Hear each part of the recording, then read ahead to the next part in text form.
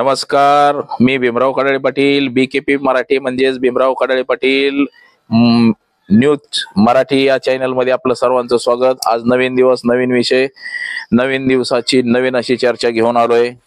तर चला चर्चेला सुरुवात करण्या अगोदर आपण जर चॅनल सबस्क्राईब केला नसेल तर सुरुवातीला चॅनल आपण सबस्क्राईब करावा, म्हणजे घंटीला ती दाबावी, एवढीच आपल्या सर्वांना विनंती। तर चला चर्चेला सुरुवात करू। आज चर्चेचा विषय म्हणजे महाराष्ट्रामध्ये जे ईव्हीएम हॅक झालं, ईव्हीएम मशीन मध्ये जे गडबडी झाली ती अबब असं म्हणता येईल की हा घोटाळा नसून महाघोटाळा झालेला आहे। त्याच विषयाची आजची चर्चा आपण चला चर्चेला सुरुवात करूया।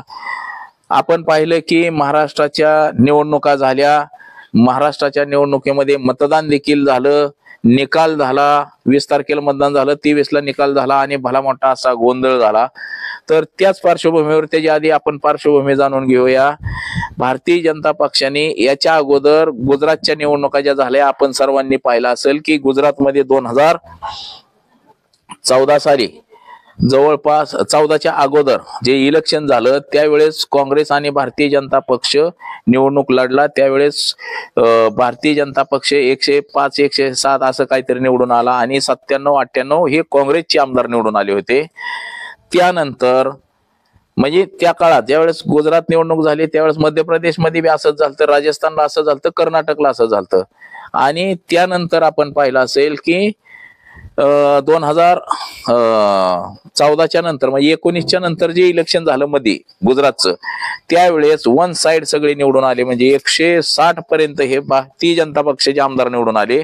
जेमतेम 15-20 आमदार हे फक्त काँग्रेसचे निवडून आले, आम आदमीचे थोडेफार आले। म्हणजे 2022-23 ला इलेक्शन झालं, आपण पाहिलं त्यावेळेस देखील मशीन हॅक करण्यात आली होती, मशीन मध्ये प्रोग्राम देण्यात आला होता। त्यानंतर दुसरं इलेक्शन झालं मध्य प्रदेश राजस्थान, तिथं देखील मशीन हॅक झालं। राजस्थान मध्ये देखील मध्य प्रदेश मध्ये देखील 179 सीटा ह्या भाजपच्या निवडून आल्या।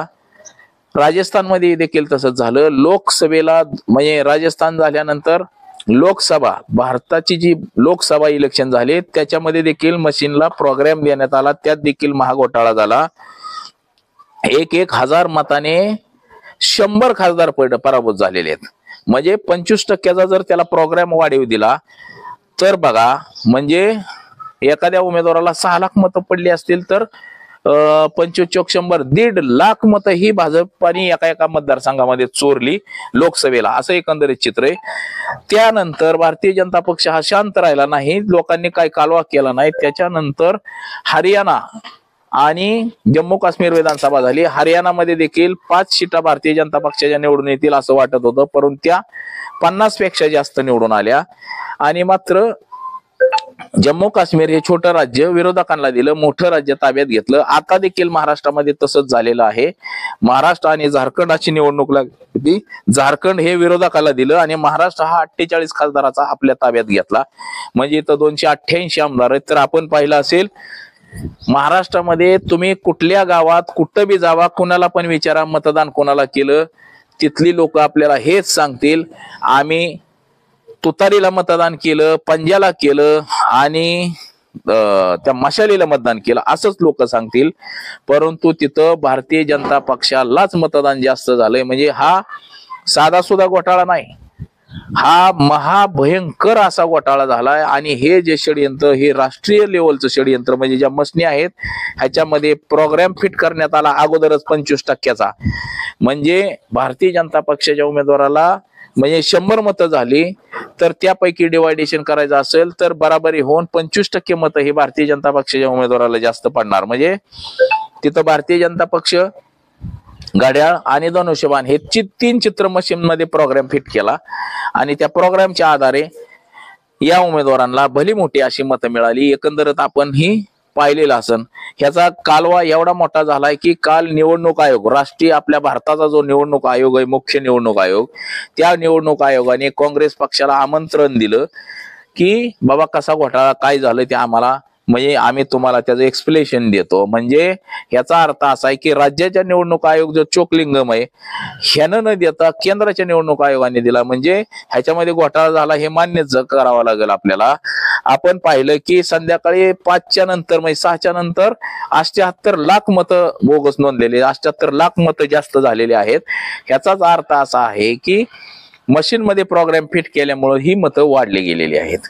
आणि त्याहून दुसरी गोष्ट अशी की महाराष्ट्राच्या प्रत्येक कानाकोपऱ्यात प्रत्येक गावागावात लोकांना असं वाटायला लागले की बोगस म्हणजे मशीन हॅक झाली, मशीनीनं बोगस मतदान घडवून आणलं. त्यातच आपण पाहिलं की सोलापूर जिल्ह्यातल्या माळशिरस तालुक्यातलं एक मरकडवाडी हे गाव आहे. या गावामध्ये आपण पाहिलं की या गावामध्ये 2च गट आहेत, तो म्हणजे उत्तम जानकर यांचा गट आणि विजयसिंग मोहिते पाटील यांचा गट. तर या गावामध्ये असं झालं की गेल्या निवडणुकीला उत्तम जानकर यांना या गावातून लीड मिळालं, विजयसिंग मोहिते पाटील यांच्या उमेदवाराला कमी लीड मिळालं. म्हणजे जे राम सातपुते आहेत गेल्या वेळेस विधानसभेला होते भारतीय जनता पक्षातून. तर आता परिस्थिती अशी झाली या 2024च्या निवडणुकीला दोन्ही गट एकत्र आले. म्हणजे विजयसिंग मोहिते पाटील यांनी तुतारीवरती निवडणूक लढवली. विजयसिंग मोहिते पाटील अधिक माळशिरसचे जे आता आमदार उत्तमराव जानकर झालेले, हे दोन्ही गट एकत्र आल्यानंतर या गावामधून 80% मतदान हे उत्तम जानकर यांना पडायला पाहिजे होतं. परंतु मशीन हॅक असल्यामुळं, सेटिंग असल्यामुळं याच्यातलं मतदान हे सर्वाधिक राम सातपुते यांना पडलेलं आहे. आणि ते म्हणजे या गावचं मतदान 1088 हे राम सातपुतेला पडलं आणि 808 मतं फक्त उत्तम जानकर यांना पडली. हे गाव देखील चकित झालं की आम्ही सर्वांनी मतं उत्तम जानकर यांना केली. म्हणजे दोन्ही पार्ट्या एकत्र आल्या. मतदान भारतीय जनता पक्षाला गेलंच कसं कमळाला, आम्ही तर मतं दिली नाही असं म्हणून अख्ख्या गावाचा आगडोम झाला. अख्खा गाव रस्त्यावर आला आणि या गावाने चक्क सगळ्यांनी मिटिंग करून तहसीलदार कार्यालयाला जाऊन तहसीलदार साहेबांना निवेदन दिलं की आमच्या गावात चिठ्ठ्यावरती मतदान घ्या, आम्हाला बघायचंय की आमच्या गावातनं उत्तम जानकरांना मतदान किती गेलं आणि भाजपला मतदान किती गेलं. आम्ही मतदानच भाजपला दिलं नाही तर आमचं मतदान गेलंच कसं, हा असं त्यांनी निवेदन दिलं. आणि 3 तारखेला आता मतदान घ्यायला सांगितलेलं आहे. परंतु याला प्रशासन मान्यता देणार नाही. काल चॅनलला हे न्यूज झाल्यानंतर अगदी भारतीय जनता पक्षाची सगळीच लोक ह्याच्यावरती बारकाईने नजर ठेवून आहेत. त्यातले त्यात देवेंद्र फडणवीस, अमित शहा, नरेंद्र मोदी ह्यांच्यापर्यंत देखील ही बातमी गेली. आणि ह्या लोकांनी ह्याच्यावर बारकाईने नजर ठेवून त्यांचं तहसीलदारवरती दबाव तंत्राचा वापर सुरू आहे आता सध्या. म्हणजे या गावामध्ये मतदान घेऊ नको असा तहसीलदारला दम मारलेलं एकंदरीत दिसतंय.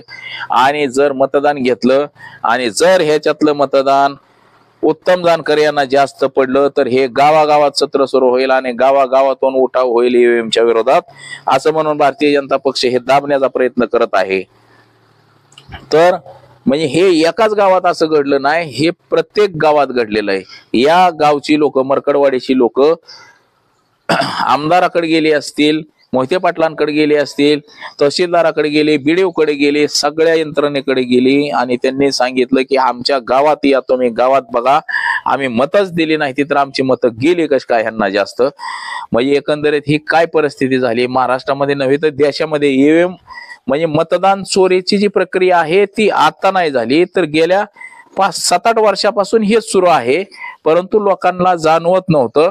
आता ऑटोमॅटिकली लोक सगळी रस्त्यावरती उतरायला लागलेले आहेत. तर त्यातच बाबा आढाव देखील उपोषणाला पुण्यामध्ये बसले होते. आत्मक्लेश आंदोलन त्यांनी सुरू केलं होतं. त्यांच्या आंदोलनाला रोहित पवार येऊन भेटले, शरद पवार भेटले, उद्धव ठाकरे भेटले, संजय राऊत भेटले, तर जयंत पाटील देखील भेटले आणि आम्ही देखील बाबा आढाव यांच्या आंदोलनाला भेट दिली. त्यांना देखील बोललो आम्ही, त्यांच्याशी देखील चर्चा केली होती. अशी परिस्थिती महाराष्ट्रामध्ये, देशामध्ये निर्माण झालेली आहे. त्यांनी ते आंदोलन काल सोडलं. परंतु उद्धव ठाकरे यांनी सूचक असं सांगितलं की हे आंदोलन छोटं नसून हे महाराष्ट्रभर आंदोलन केलं पाहिजे आणि भारतीय जनता पक्षाच्या विरोधात आपण मोठा आवाज, निवडणूक अधिकाऱ्याच्या विरोधात मोठा आव्हान निर्माण केलं पाहिजे. बॅलेट पेपरवरती निवडणुका घ्या म्हणून, असं उद्धव ठाकरे यांनी देखील आवाहन केलं. आणि शरद पवारांनी देखील सांगितलेलं आहे की निवडणूक आयोग एवढा लबाड वागल, खोटा वागल असं एकंदरीत वाटलं नव्हतं. परंतु सत्ताधारी मात्र टीका करण्यात मग्न आहेत. पराभव झाला की ईव्हीएम दिसते, पराभव झाला की ईव्हीएम दिसते. पण जर तुम्ही निवडून आलाय तर तुम्हाला बॅलेट पेपरवरती निवडणुका घ्यायला काय हरकत आहे? काहीच हरकत नाही ना. तुम्ही बॅलेट पेपरवरती निवडणुका घ्या आणि 500 जेवढे खासदार आहेत ते अख्खेच्या अख्खे भाजपचे येऊन दे ना निवडून. महाराष्ट्रामध्ये 288 आमदार आहेत, 288 येऊ द्या. पण बघा तरी ना की बॅलेट पेपरवरती तुमचे येतात का निवडून.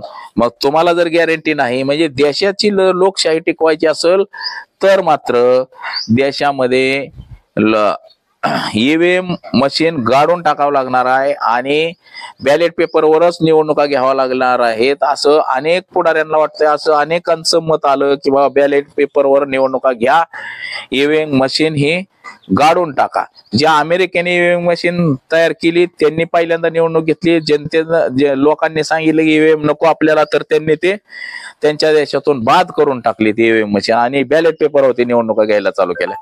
तसंच आपल्या देशात देखील घ्यायला पाहिजे.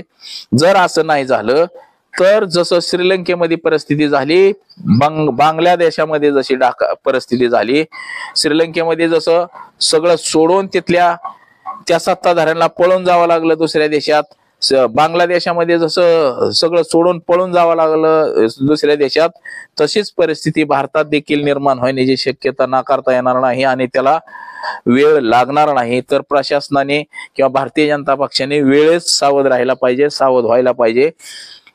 आणि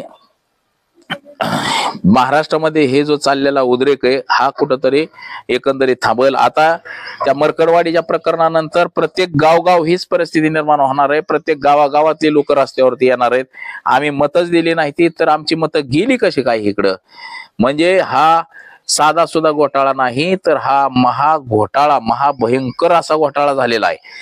तर आपण सर्वांनी देखील जागरूक राहिलं पाहिजे. प्रत्येकाचं काम आहे, मीडियाचं देखील काम आहे, नागरिकाचं देखील काम आहे. आपल्या देशावरती आपलं जर प्रेम असेल तर प्रत्येकाचं काम आहे की बाबा हे देशामध्ये जे चाललेलं आहे, म्हणजे जो पक्ष कुठला का असाना जो चुकतोय त्याला चूक दाखवणं हे प्रत्येकाचं काम आहे.